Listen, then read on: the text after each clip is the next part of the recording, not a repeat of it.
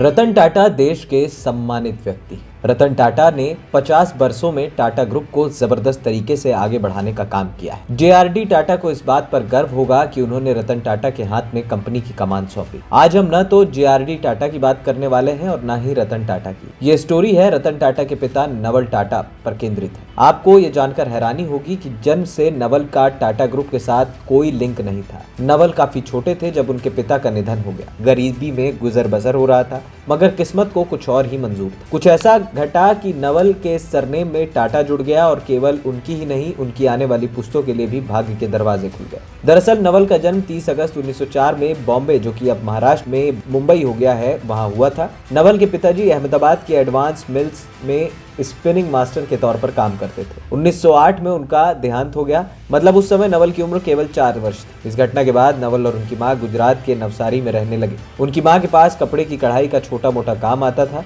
जिससे उनका गुजर बसर होता था। परिवार को जानने वालों ने बाद में प्रयास करके नवल को एक अच्छे अनाथालय में भिजवा दिया ताकि उनकी पढ़ाई लिखाई ठीक से हो सके। परिवार को सपोर्ट करने हेतु नवल को JN पेटिट पारसी अनाथालय में भिजवाया गया। शुरुआती शिक्षा इसी ऑर्फनेज में मिली। यही वो जगह थी जहाँ से उनके दिन बदले। वक्त के करवट लेने की कहानी कुछ यूं है कि एक दिन सर रतन जी टाटा की पत्नी नवाज बाई उसी अनाथालय पहुंची और पहली नजर में ही नवल उनके मन को भा गए। इसके बाद नवाज बाई ने नवल को बेटा बनाकर गोद ले लिया। इस तरह नवल के नाम में टाटा जुड़ गया। इस समय नवल टाटा 13 साल के थे। गोद में लिए जाने के बाद नवल की पढ़ाई भी अच्छे से हुई और भविष्य भी संवर गया। उन्होंने बॉम्बे यूनिवर्सिटी से इकोनॉमिक्स से ग्रेजुएशन की डिग्री ली और बाद में अकाउंटिंग से जुड़ा एक कोर्स करने के लिए लंदन चले गए। अपने भाग्य को याद करते हुए उन्होंने एक बार कहा था कि मैं भगवान का आभारी हूँ कि उन्होंने मुझे गरीबी की पीड़ा का अनुभव करने का अवसर दिया। इससे मेरे जीवन के बाद के वर्षों में किसी भी चीज से अधिक मेरे चरित्र को आकार दिया। नवल टाटा की 2 शादियां हुई। पहली पत्नी का नाम सुनी कॉमिसेस्ट्रिएट थी।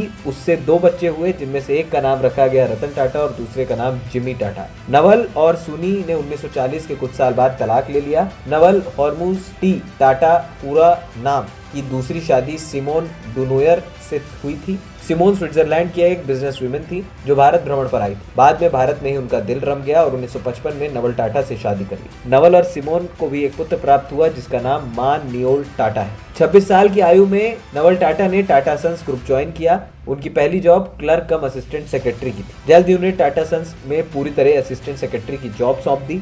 1933 में उन्हें एविएशन डिपार्टमेंट का सेक्रेटरी बना दिया गया। बाद में कंपनी की टेक्सटाइल यूनिट में वो एग्जीक्यूटिव के तौर पर जुड़े। 1939 में उन्हें टाटा मिल्स का जॉइंट मैनेजिंग डायरेक्टर बना दिया गया।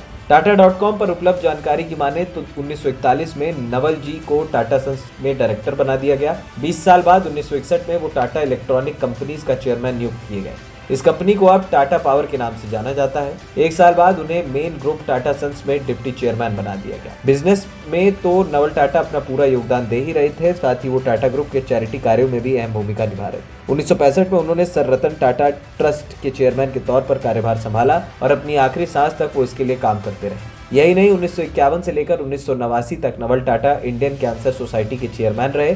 1946 से 1961 तक भारतीय हॉकी फेडरेशन के अध्यक्ष के तौर पर उन्होंने जबरदस्त काम किया। इंटरनेशनल हॉकी फेडरेशन में नवल वाइस चेयरमैन रहे। वो लगभग 10 वर्षों तक all India council for sports के पहले अध्यक्ष रहे। वहीं बख्तियार दादा भोई की किताब sugar in the milk lives of eminent Parsis में लिखा गया है कि राजनीतिक तौर पर एक विचार रखते थे। राजनीति को लेकर उनके विचार लंबे समय से उनकी कलीग जेआरडी टाटा से काफी थे। जेआरडी टाटा हमेशा राजनीति से दूर रहना चाहते थे और दूर थे भी, मगर नवल टाटा ने 1971 में साउथ बॉम्बे में स्वतंत्र रूप से चुनाव लड़ा था।